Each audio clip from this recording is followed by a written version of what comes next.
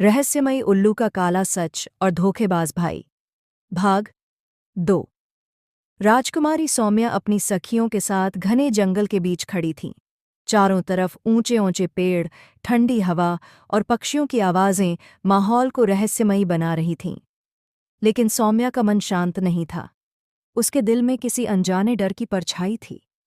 तभी अचानक एक काला उल्लू उड़ता हुआ सामने वाले पेड़ पर आकर बैठ गया।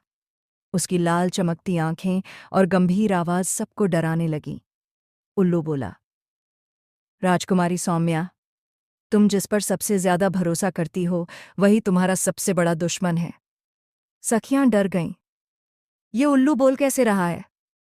सौम्या कांपते स्वर में बोली, तुम कौन हो और क्या कहना चाहते हो? उल्लू बोला, तुम्हारा भाई विक्रम, वही तुम्हारे पिता के राज्य को हड़पने की साजिश कर रहा है। वह मंत्री कालदेव के साथ मिलकर राजा को जहर देने वाला है।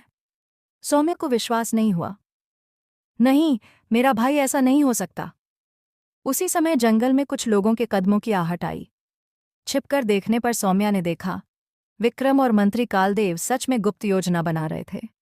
कालदेव बोला, आज रात राजा का खेल खत्म और कल से तू राजा होगा। सौम्या की आंखों से आंसू बहने लगे।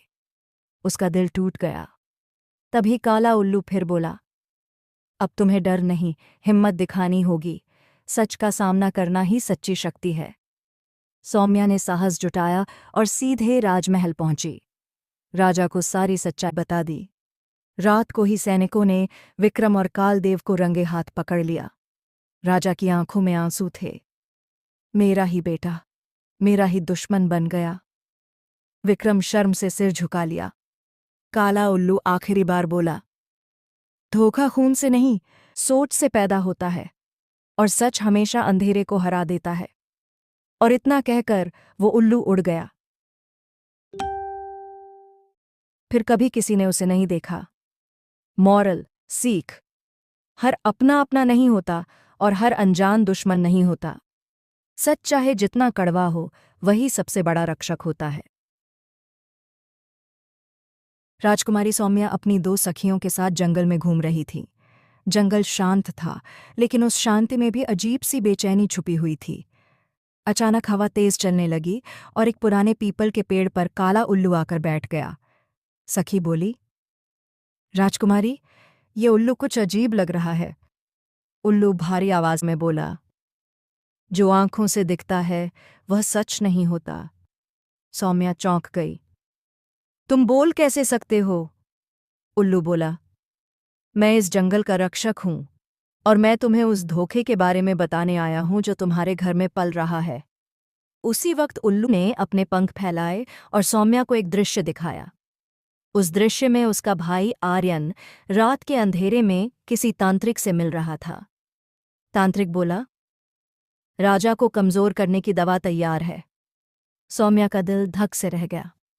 वह महल लौटी और अपने भाई पर नजर रखने लगी। एक रात उसने देखा, आर्यन सच में राजा के कमरे में दवा लेकर जा रहा था। तब सौम्या ने सैनिकों को बुला लिया। राजा के सामने सच्चाई खुल गई। राजा बोले, बेटा, सत्ता के लिए तू इतना अंधा कैसे हो गया? आर्यन रो पड़ा, मैं सिर्फ राजा बनना चाहता था। उसे राज्य से बाहर निकाल दिया गया। सुबह होते ही सौम्या जंगल पहुंची उल्लू को धन्यवाद देने। लेकिन वहां सिर्फ एक पंख पड़ा था और पेड़ पर लिखा था, सच हमेशा मौन में बोलता है।